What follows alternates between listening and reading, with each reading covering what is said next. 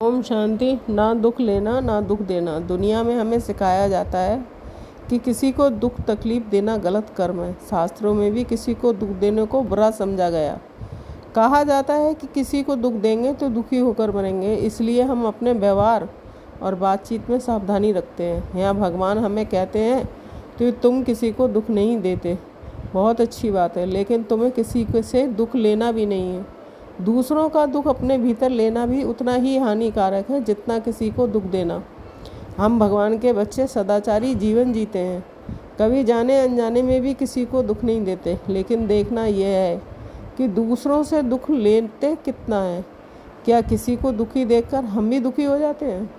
जब कोई ऐसा व्यवहार करता है तो हमें पसंद नहीं आता है तो हम क्या असहज हो जाते हैं।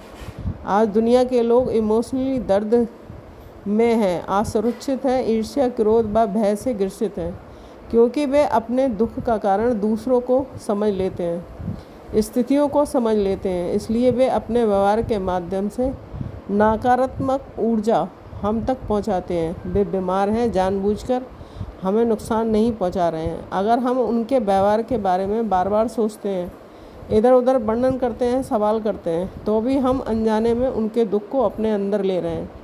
हमारी जिम्मेदारी है कि हम भावनात्मक रूप से उनसे अलग रहें, स्थिर रहें और उन्हें समझें। हम उनके प्रति एक मजबूत केवर गेवर बने, लेकिन उनके दुख को खुद पर हावी न होने दें। हर दिन खुद को याद दिलाएं कि मैं आनंद स्वरूप आत्मा हूँ।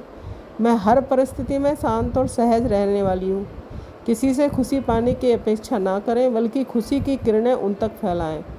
हर आत्मा अपना किरदार अपनी प्रकृति के अनुसार निभा रही है।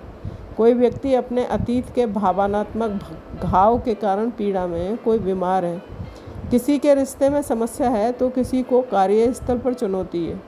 हर कोई किसी न किसी रूप में पीड़ा में है और उनका व्यवहार उनकी पीड़ा को दर्शाता है।